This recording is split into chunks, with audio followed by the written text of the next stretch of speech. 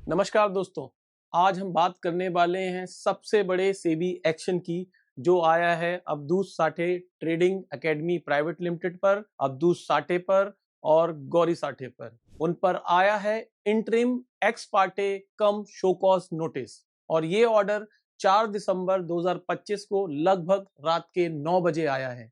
सबसे पहले ये बात अपने दिमाग में बिठा लीजिए, ये फाइनल ऑर्डर नहीं है, ये इंटरिम एक्स पार्टे ऑर्डर है। यानी सेबी ने बिना नोटिसी की तरफ से कुछ भी सुने ये इंटरिम ऑर्डर दिया है। नोटिसी पर कोई पेनाल्टी नहीं लगी है। जी हां, आपने सही सुना है, नोटिसी पर कोई भी पेनाल्टी नहीं लगी है।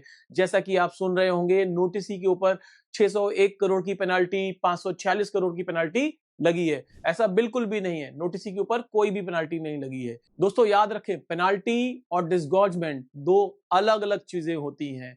नोटिसी पर 601 करोड़ का डिसगॉर्जमेंट लगा है, नोटिसी के ऊपर कोई भी पेनाल्टी नहीं लगी है। सेबी ने साथ में ही शो कॉज नोटिस भी जारी किया है। नोटिसीज को 21 दिनों के अंदर जवाब देना है, क्यों ना उनके खिलाफ फाइनल ऑर्डर निकाला जाए।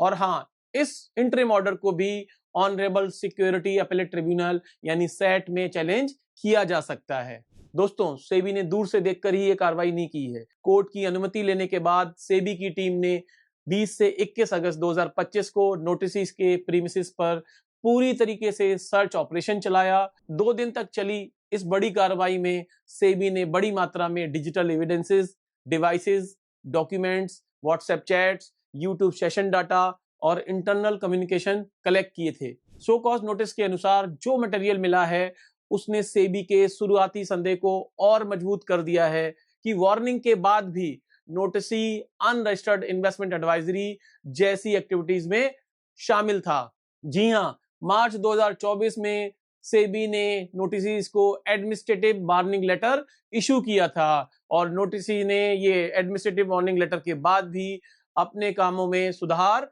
नहीं किया था।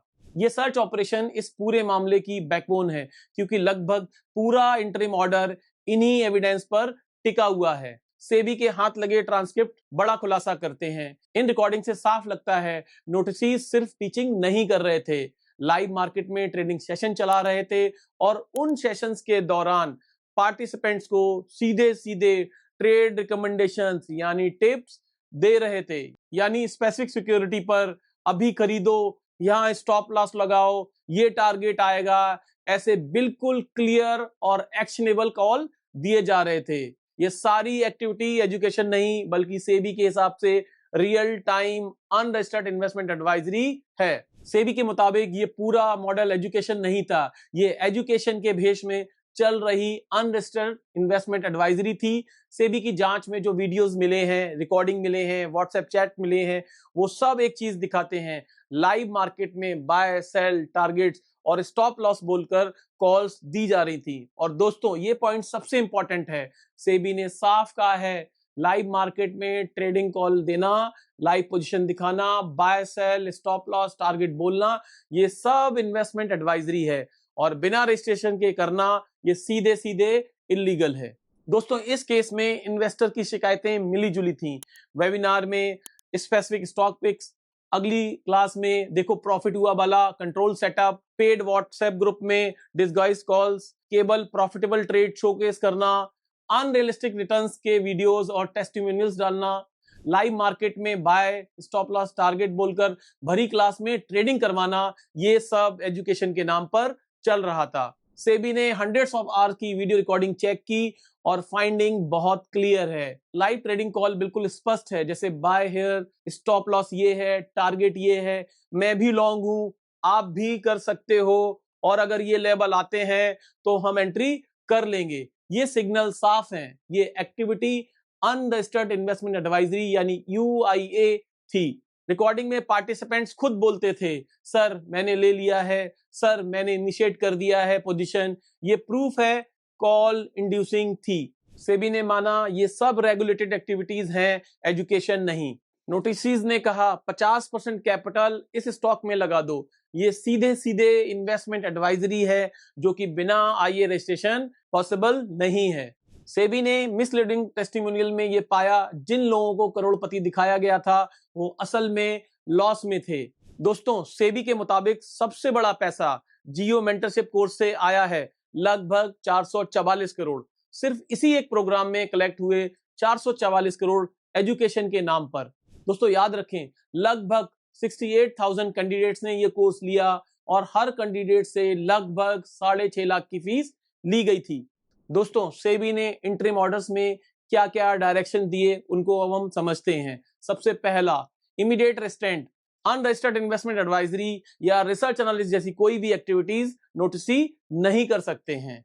दूसरा, मार्केट एक्सेस से बैन, जब तक फाइनल ऑर्डर नहीं आता है ये लोग सिक्योरिटी मार्केट्स में बाय सेल या डील नहीं कर सकते हैं। तीसरा, 546 करोड़ का इंपाउंडिंग, सेबी ने कहा अप्रॉक्स 546 करोड़ जो अलेजली अनरजिस्टर्ड इन्वेस्टमेंट एडवाइजरी से कमाए गए हैं उन्हें इंपाउंड किया जाता है। चौथा, सेबी ने वेबसाइट एड्स, प्रमोशन सभी को हटाने का तुरंत आदेश दिया। सेबी ने कहा किसी भी तरीके के मिसलीडिंग एड्स, एडवर्टीजमेंट को तुरंत हटाएं नोटिसी। पांचवा, सेबी ने बैंक्स को निर्देश दिया नोटिसी के सारे अकाउंट्स फ्रीज रहें ताकि फंड्स सिक्योर रहे। छठा, सेबी ने नोटिस को डायरेक्ट आदेश दिया है जब तक अलेज अनलॉफुल गेन की रकम सिस्टम में क्रेडिट नहीं हो जाती है तब तक वो अपना कोई भी एसेट या प्रॉपर्टी बेच नहीं सकते हैं। दोस्तों, एक्स पार्टी का मतलब होता है ये ऑर्डर बिना नोटिसी को सुने पास हुआ है, क्योंकि सेबी को लगा डिले हुआ तो इन्वेस्टर का पैसा रिस्क में होगा, इसलिए इसे इंटरिम प्रोटेक्शन ऑर्डर कहा जाता है। दोस्तों, सेबी ने नोटिस को पूरा हक दिया है वो 21 दिन में अपना रिटन रिप्लाई फाइल करें, एविडेंस दे सकते हैं, पर्सनल हेयरिंग मांग सकते हैं। यहाँ पे एक बात समझने की है, नोटिसी इस इंटरिम ऑर्डर को चाहे तो सिक्योरिटी अपीलेट ट्रिब्यूनल में चैलेंज कर सकते हैं। दोस्तों, ऑडियंस को यहाँ समझना होगा ये पेनल्टी या पनिशमेंट नहीं है, ये फाइनल कंक्लूजन नहीं है, ये सिर्फ इंटरिम प्रोटेक्टिव एक्शन है। दोस्तों, ये मामला सिर्फ एक व्यक्ति या एकेडमी का नहीं है, ये सीखने वालों के लिए एक बड़ी वार्निंग है। अगर कोई लाइव मार्केट में कॉल्स दे रहा है, स्टॉप लॉस बोल रहा है, टारगेट बता रहा है, कैपिटल एलोकेशन बता रहा है, तो याद रखिए वो सेबी रजिस्टर्ड इन्वेस्टमेंट एडवाइजर अगर नहीं है तो वो इलीगल एक्टिविटी कर रहा है, और ऐसी एक्टिविटीज के खिलाफ आज ये सेबी का इंटरिम ऑर्डर आया है। दोस्तों, फाइनल फैसला बाद में होगा, नोटिस का जवाब आएगा, हियरिंग होगी और फिर सेबी का फाइनल ऑर्डर पास होगा, या यह केस सेट तक में भी जा सकता है। जब तक फाइनल ऑर्डर नहीं आता है ये सिर्फ इंटरिम फाइंडिंग्स है और इंटरिम डायरेक्शन लागू रहेंगी। दोस्तों, सेबी का यह इंटरिम ऑर्डर किसी एक दो शिकायत पर नहीं है, पूरा 125 पेजेस का ऑर्डर ज्यादातर एविडेंस से भरा हुआ है।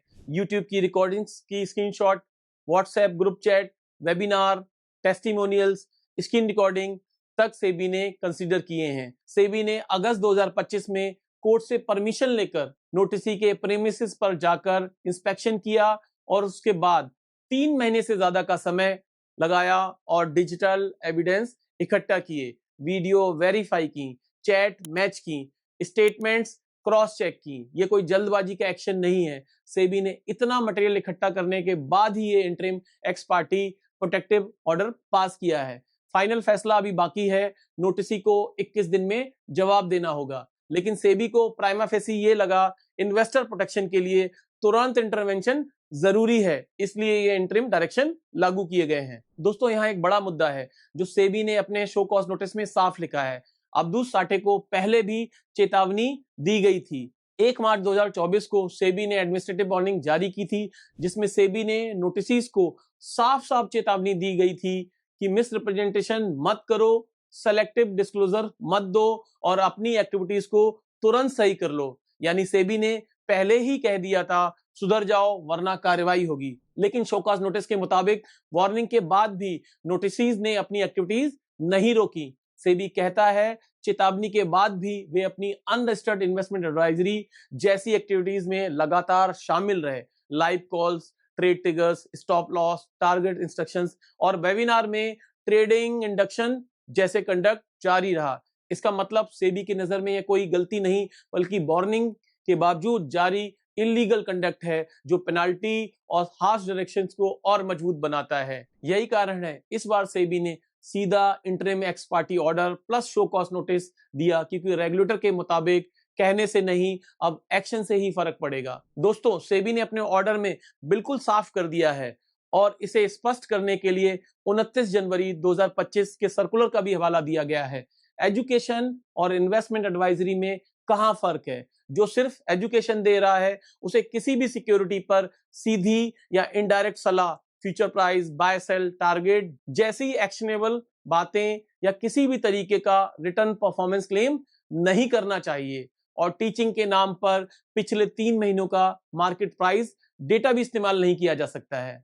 दोस्तों, सेबी ने माना कि जनवरी 2025 के सर्कुलर के पहले सिर्फ लाइव मार्केट दिखाना अपने आप में कोई वॉल्यूशन नहीं था, जब तक कोई व्यक्ति 2 प्रोहिबिटेड एक्टिविटीज यानी पहली टिप्स, बाय सेल, रिकमेंडेशन नहीं दे रहा है, दूसरा एश्योर्ड रिटर्न या परफॉर्मेंस का कोई दावा नहीं कर रहा है, यानी लाइव चार्ट एक्सप्लेन करना अलाउड था। जैसे ही एक्शनेबल इंडिकेटर या प्रॉफिट का वादा आया तो एडवाइजरी बनकर इलीगल हो जाता है।